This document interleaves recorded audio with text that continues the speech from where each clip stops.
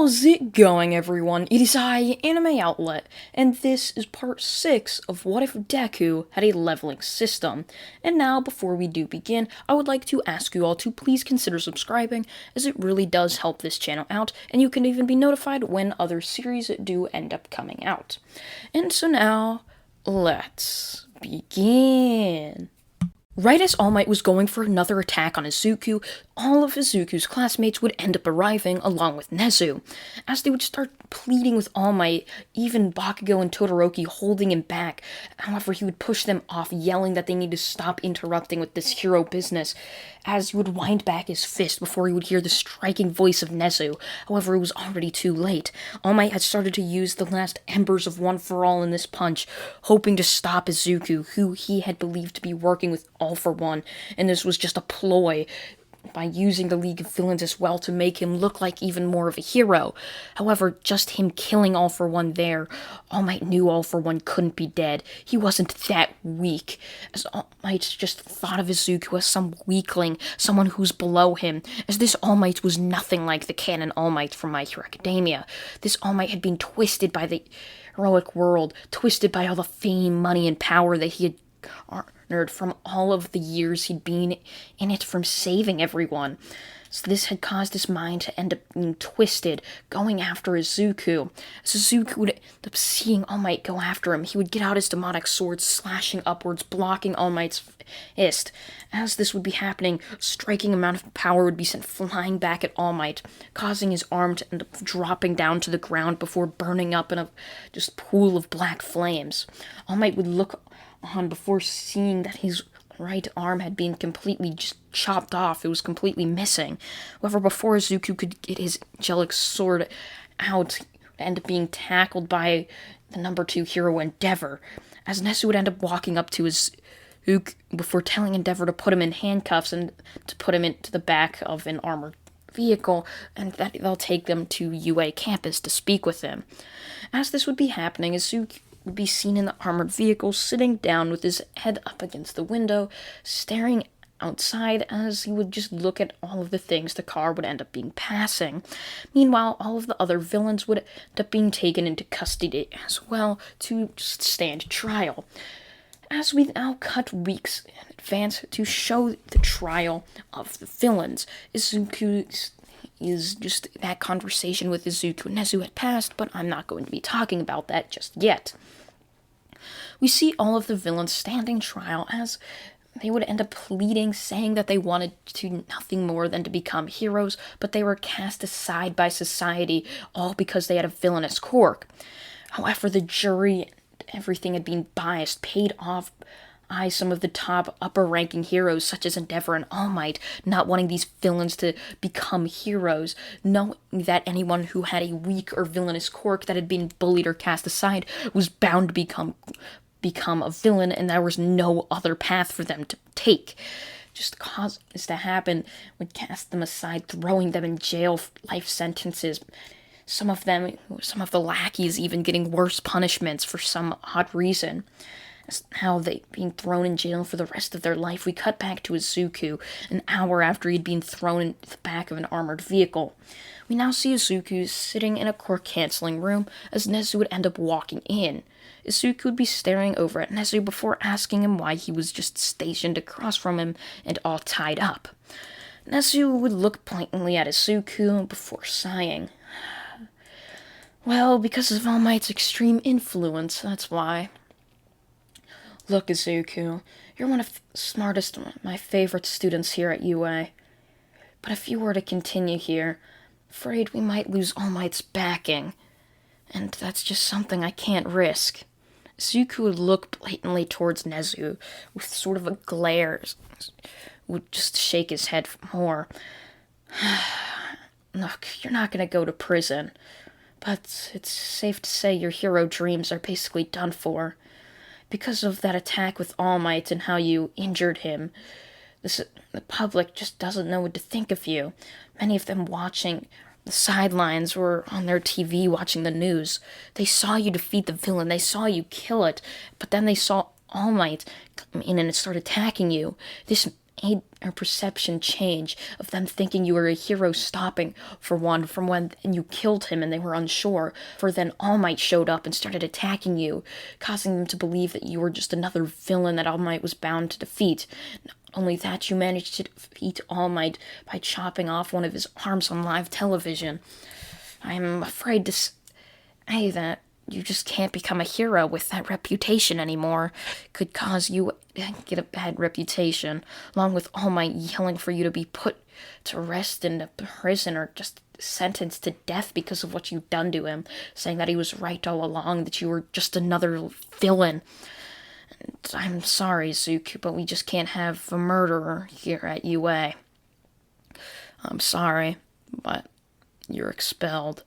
Nesu would say. Izuku would calmly look over towards Nesu, putting his elbow onto the table.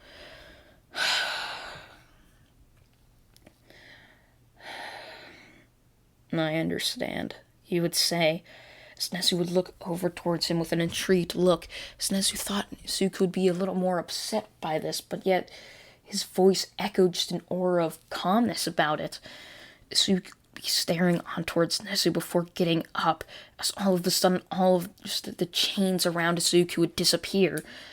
He would end up walking out. After his fight with All For One, having defeated both him and All Might basically at the same time, that had garnered so much XP that Izuku was now the max level he could possibly become, as his stats were near maxed out as well. However, it was all for nothing, as he was destined just to become another ordinary civilian, but yet having such a powerful quirk. As Izuku would step out of the UA campus staring up at the sky, he'd be happy that he was free, but yet at the same time he was sad. It felt like his destiny had just been crushed under someone that was just a pebble in his own path. Izuku just couldn't understand it at all. Izuku would be walking the rain and would start pelting him as clouds would form, pelting him with rain. Izuku would look up as raindrops would hit Izuku's face, draining off of it, falling down onto the ground. Izuku would sort of chuckle to himself, saying that it was only fitting that it would start raining on this day. Izuku would sit down at a bus stop before going into a bus. The bus driver would recognize him, saying that wasn't he the kid that had managed to defeat one of the villains and even All Might? Izuku would look at him blatantly before saying that it's a long story. As Nezu would begin a campaign to just erase all of the All Might fights that Izuku had, just completely erase it from the internet, and his campaign would prove to be successful with the help of the support classes. With Izuku now erased, only having just the very essence of the deep web of Izuku beating All For One, Izuku started to become a nobody, with very few people even knowing who he was. Sure, sometimes he'd just get a sense of nostalgia and go outside dressing up in a dark trench coat to go out and save some people. However, Izuku would always come so close to being caught with his erupt power that just made everyone feel a sense of just being weaker than everyone around them. We now see Izuku walking on the sidewalk in broad daylight. All of a sudden, a very small, silver-haired girl would end up bumping into him.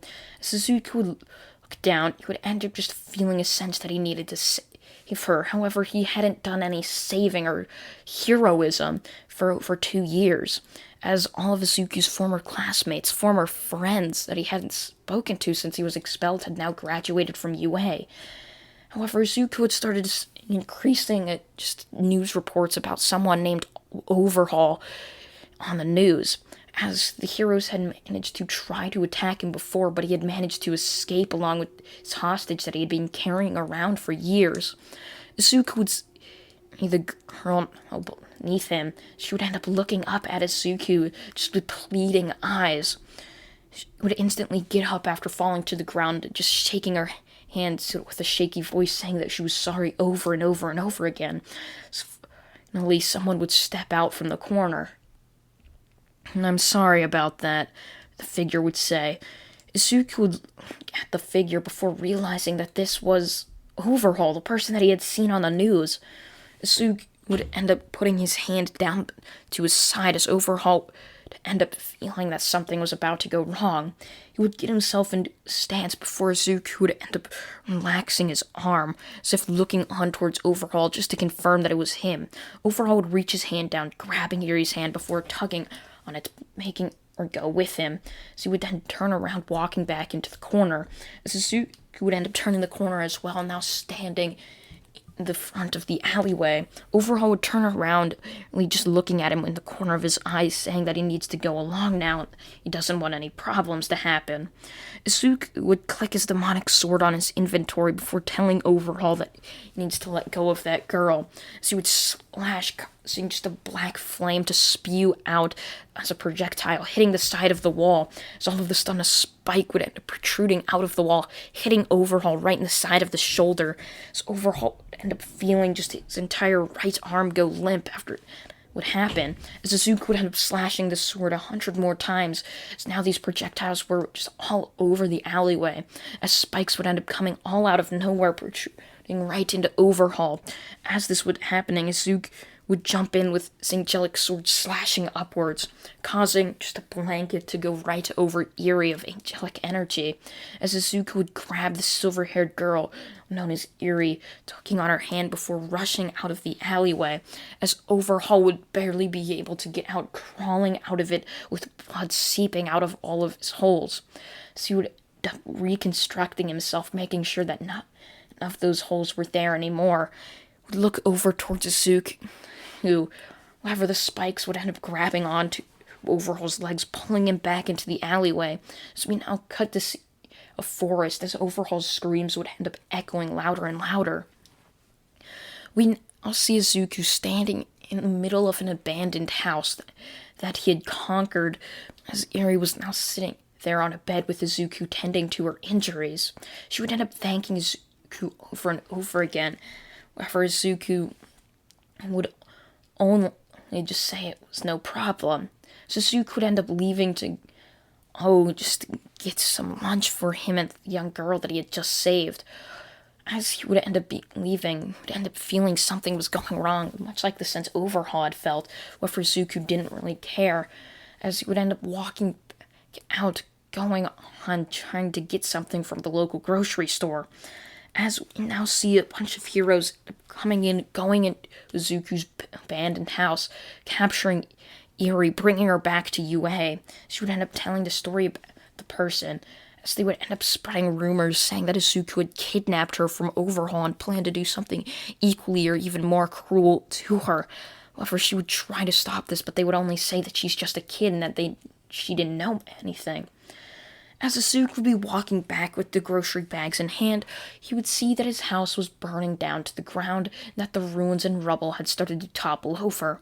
Izuku would drop the grocery bags before staring on, walking in, pushing the broken door to the side as he ended up seeing just all of the remains and ruins of the building. He would fall down to his knees, slamming his hands onto the ground, wondering why was this happening to him.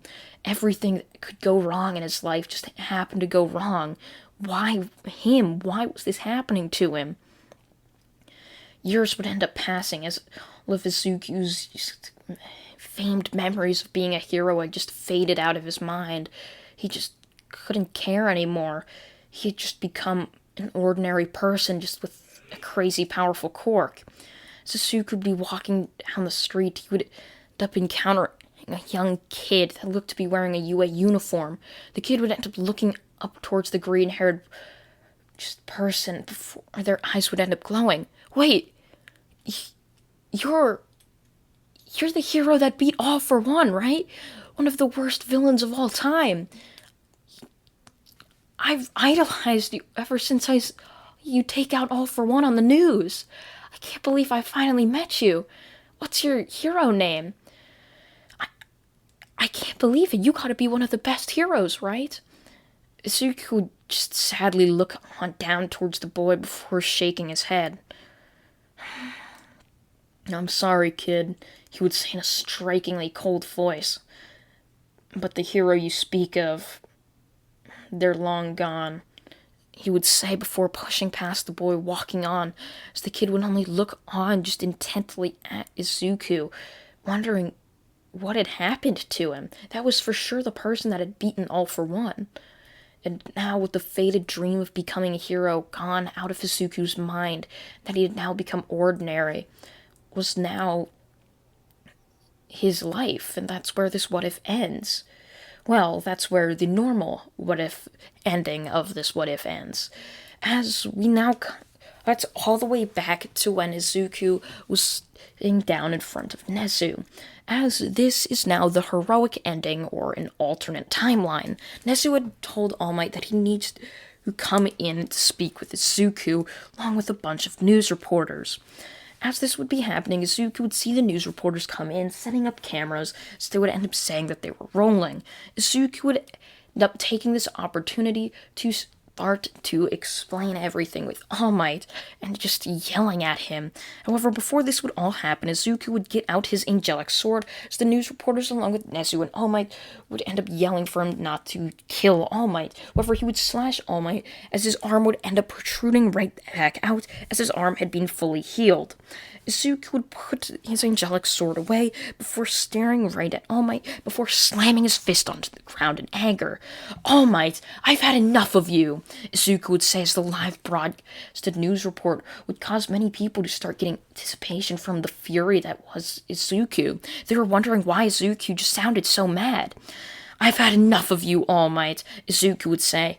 "You keep calling me a villain, and yet all I've done is nothing villainous. I've done so many good deeds, and yet you keep casting them aside, saying that it's only just a coincidence, or this and that, saying that I'm bound to become a villain eventually, or that I'm just a villain in disguise. I've had enough of you. I've done only good things for this society, and yet all you do is cast me aside, saying that I'm worthless, all because I have a villainous quirk with my demonic sword, which isn't even just big aspect of my quirk. It's just a small part of it.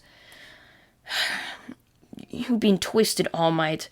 You used to be once great hero. You're just entirety. If your world has only been twisted by your fame and power," Zuko would say, as all of the people watching would end up nodding in agreement after remembering and just hearing all about All Might in the press conferences and his attitude and tone. They had just wondered what had happened to All Might, and yet he had just told them the complete truth. As we now cut 4 years into the future, Eri, I pronounce it Erie. I mean, I just said Arrow. I'm Erie, Arrow. However you pronounce it, had been saved from overhaul by Izuku. Gang, as All Might had basically just fallen off after just the public found out about his striking reputation. With that, no one wanted to be All Might's successor, and so the one for all quirk would end up dying with All Might. Izuku would end up becoming the #1 hero, with maxing out his stats already, and just becoming the greatest hero of all time, far better than anything All Might had ever achieved, making sure that he was a far better hero than anything All Might had ever done. Just taking all of All Might's names out of the record book, erasing him from history, basically. And that is where the alternate ending does come to an end. I hope you all did enjoy both of the endings of this series. I hope you all did enjoy the series, and I thank you all for watching. I hope you all did enjoy this series, and I thank you all for watching once again. I hope you all did enjoy. And yeah, thank you all for watching once again, and goodbye.